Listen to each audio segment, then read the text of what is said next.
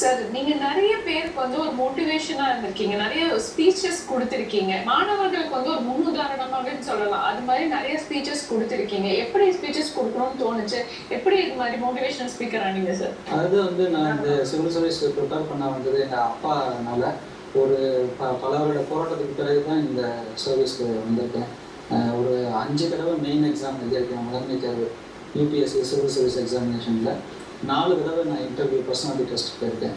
So பல தோல்விகள், பல கஷ்டங்கள், போராட்டங்களுக்கு பிறகு இந்த போட்டித் தேர்வில் வெற்றி பெற்றதுனால அதில் கஷ்டமெல்லாம் வந்து எவ்வளோ அந்த கஷ்டம் எல்லாமே நம்மளுக்கு வந்து ஒரு ஸ்ட்ராங் டிட்டர்மினேஷன் கொண்டு போகணும். அந்த கஷ்டம்லாம் படாமல் மாணவர்கள் நல்ல மேலே வரணுங்கிறதுக்காக இந்த இதுக்கு வந்தேன்.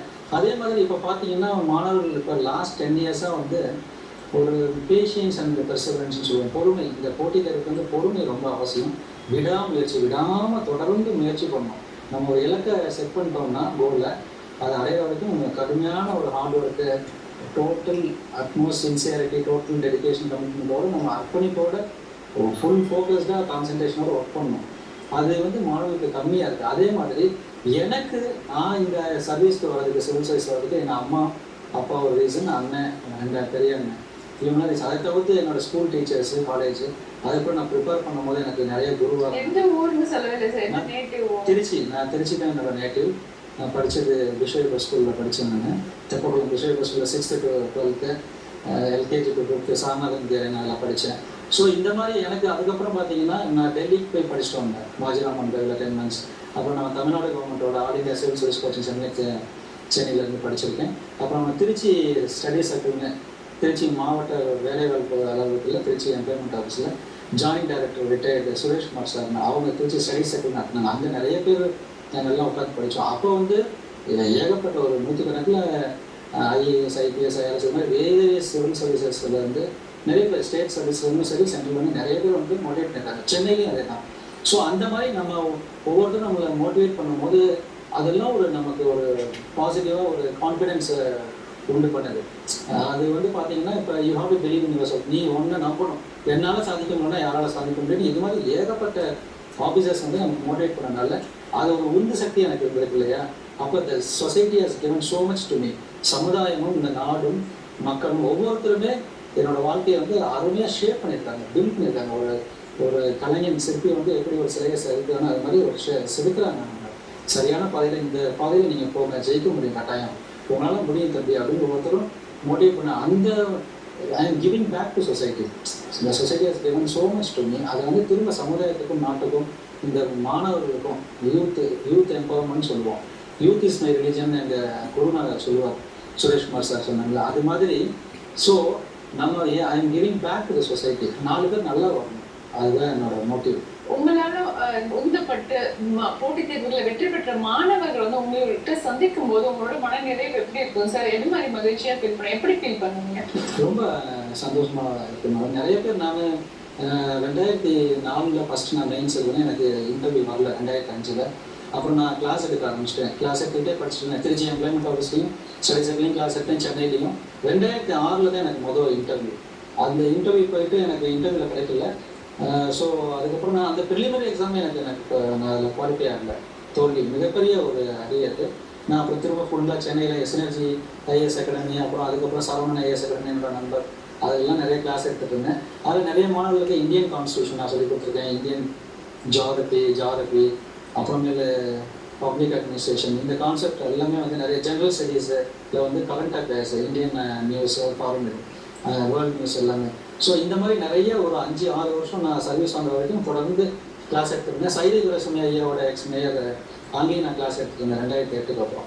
ஸோ அவங்க நிறைய பேர் வந்து அதில் டிஎஸ்பியாக இருக்காங்க, சிவில் சர்வீஸ்னு இருக்காங்க, ஐபிஎஸ், ஐஏஎஸ்.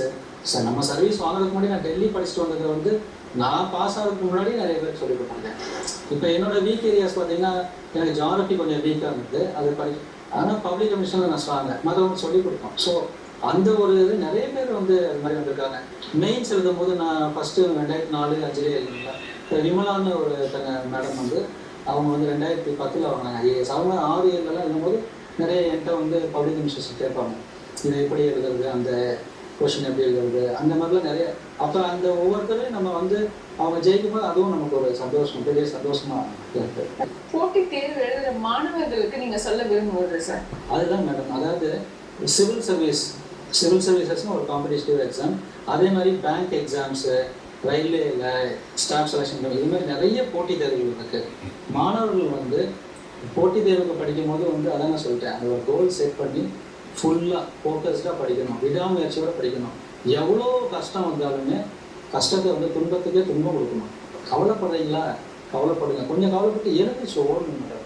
நான் ஏன் சொல்கிறேன்னா, 2006 வந்து நான் இன்டர்வியூ போனோன்னே எனக்கு ரொம்ப வருத்தமாக இருந்தது. அதே மாதிரி 2003 பார்த்தீங்கன்னா எனக்கு ப்ரிலிமினரி எக்ஸாம் நான் கிளியர் பண்ணல.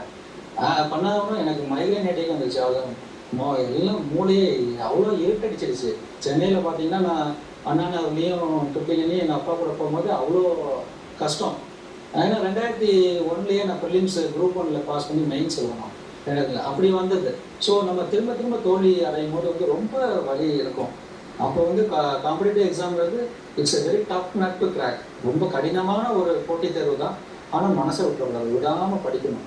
முயற்சி செஞ்சால் எதுவுமே பாசிபிள். அதை வந்து மாணவர்கள் வந்து மனசில் வச்சுக்கணும். நான் முதலே சொன்ன மாதிரி தான், முழு அர்ப்பணிப்போட கடுமையான உழைப்பு. இதுக்கு வந்து no shortcut to success. Failures and success ரெண்டுமே two sides of a coin, ஒரு காயினுக்கு 2 சைடு இருக்க மாதிரி. ஸோ ஃபெயிலியர்ஸில் வந்து you have to learn lot of lessons. நிறைய பாடங்களை கற்றுக்கணும். நிறைய தப்பு பண்ணியிருப்போம் நம்ம, அந்த தப்பெல்லாம் கரெக்ட் பண்ணணும், ரெக்டிஃபை பண்ணணும். Rectify our mistakes and we should not commit the mistakes again. Competitive எக்ஸாம்ஸில் அதெல்லாம் ரொம்ப இம்பார்ட்டன்ட். நிறைய மார்க் டெஸ்ட் எழுதி பார்க்கணும். இன்டர்வியூவும் அப்படி தான். நான் ஒவ்வொன்றுமே என்னோட மீனிங் ஆஃப் அவர் நேம், அதில் வந்து historical importance of Trichy, why do you want to become a civil servant, why do you choose civil service as ஒரு கேரியர், இது மாதிரி ஒவ்வொரு விஷயமுமே. அதே மாதிரி நாட்டு நடக்கும் எல்லாத்தையுமே கம்ப்ளீட்டாக காம்ப்ரஹென்சிவாக ப்ரிப்பேர் பண்ணி டைரியிலேயோ வச்சு, சிப்ளிங் பண்ணி நோட்லேயோ எழுதி வச்சு, செல்ஃபோன் கூட நான் தான் சொல்லுவேன் பாசிட்டிவாக யூஸ் பண்ணணும். நிறைய கொஷினை வந்து நான் ரெக்கார்ட் பண்ணி tell me about your self, இது மாதிரி ஒவ்வொன்றும் ப்ரிப்பேர் பண்ணி அதுக்கு ஒரு ஆன்சர். கண்ணாடி முன்னாடி நின்று பேசி பார்க்குறது, பர்சனாலிட்டியை டெவலப் பண்ணுறது. அதே மாதிரி நான் ஒரு ரொம்ப முக்கியமான விஷயம் போட்டித் தேர்வுகளுக்கு என்னென்னு பார்த்தீங்கன்னா, ஒரு பர்சனாலிட்டி டெவலப்மெண்ட்னு சொல்கிறேன். Personality testament. பர்சனாலிட்டினா என்ன? ஃபிசிக்கல் பர்சனாலிட்டி மட்டும் பர்சனாலிட்டி கிடையாது. பியூட்டிஃபுல்லாகவோ ஸ்மார்ட் அண்ட்